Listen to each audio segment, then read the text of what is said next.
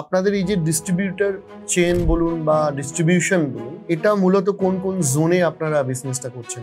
আমার তো স্টার্ট হয়েছিল হাওড়া মেদিনীপুর দিয়ে, এখন তো ওয়েস্ট বেঙ্গল মানে ইন্টার ইন্ডিয়া পুরোটাই আমাদের কাজ হচ্ছে। এখন পুরোটাই ডিস্ট্রিবিউটার আছে, সুপার স্টকিস্ট আছে, সেখান থেকে ডিস্ট্রিবিউটার, মানে পুরো 3-4 ওয়ে চ্যানেল দিয়ে পুরোটাই আমাদের এখন কাজ চলছে আপাতত এরকম। তো এখানে যেটা মেইন ব্যাপার, একটা কথাই বলতে চাই আমি সবাইকে, যে মানে যখন কথাবার্তা হচ্ছে, যে আমার মনে হয় যে আমিও তো ইঞ্জিনিয়ারিং ব্যাকগ্রাউন্ডের ছেলে, তো আমারও হয়তো বিজনেসে আসার খুব একটা ইচ্ছে ছিল না। আমার বিজনেসে আসার পেছনে একটা কারণ আছে, আমি সেটাকে শেয়ার করছি।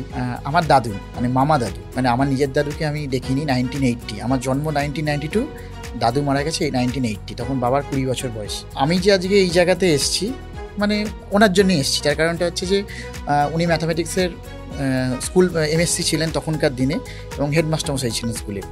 তো আজকে উনি আমাকে, আমার ক্লাস 10 পর্যন্ত কোনো টিচারই ছিল না, সব উনি আমাকে দেখভাল করা, সব কিছু পড়াশোনা সব বাগনানি থাকতেন তখন। তারপর একদিন আমার একটা কল আসে এনজিআইটি থেকে, new jersey institute of technology থেকে। তখন দাদুর শরীরটা খুবই খারাপ। দাদু আমাকে একদিন হাতটা ধরে বললো, তুমি যেতেই পারো, তোমার কেরিয়ার, তোমার চয়েস, কিন্তু এতগুলো পরিবারের কি হবে? এই কথাটাই আমাকে টাচ করলো। আমি নেক্সট ডে ডিসাইড করলাম, না, আমাকে এখানেই থাকতে হবে এবং এদের জন্য করতে হবে।